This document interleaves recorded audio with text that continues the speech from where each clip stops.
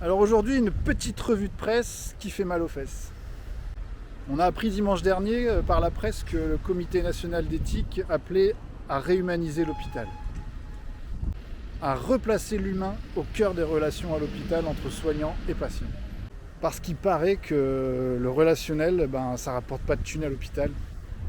Sans blague. Dans le même temps, un sondage est paru dimanche qui révèle que les Français estiment que les services publics sont défaillants et l'hôpital dans le duo de tête des plus défaillants. Coïncidence ? Hier, sortie du ministre de la Santé au sujet des internes, il lâchera rien, il veut leur faire faire une 4e année dans leurs études. Mais c'est pour leur bien, évidemment. Alors qu'en fait, le truc, c'est qu'il veut les exploiter une année de plus, juste parce qu'il n'y a pas assez de médecins. C'est comme ça à l'hôpital maintenant. T'es AVS, tu fais le boulot d'AS. T'es ASH, tu fais aussi des trucs d'AS.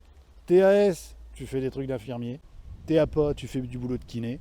T'es infirmier, tu fais faisant fonction de cadre. T'es interne, tu remplaces les médecins. Donc à l'heure actuelle, être un agent hospitalier, c'est un mix entre l'homme orchestre Rémi Brica et Arturo Brachetti. Et la cerise sur le gâteau de la part de M. Braun, qu'on a pu lire hier dans la presse, 20% des étudiants en soins infirmiers abandonnent leurs études au cours du cursus.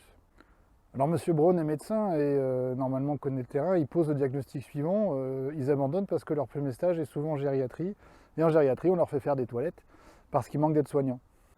Et ils s'offusquent aussi du fait qu'on les engueulerait dans ces stages.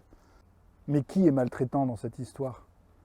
Eh bien, c'est le système dans lequel on évolue et l'hôpital dans lequel on travaille qui est malade et qui est maltraitant, M. Braun. Ce ne sont pas les agents qui sont maltraitants. S'ils le sont, c'est par la force des choses. C'est peut-être d'ailleurs pour ça que tout le monde se barre.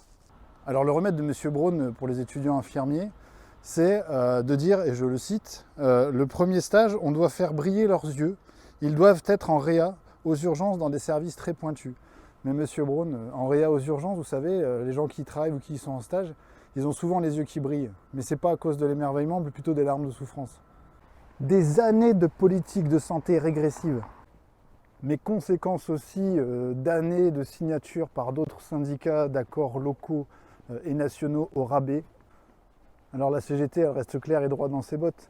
Les régressions, ça ne se négocie pas, ça se combat.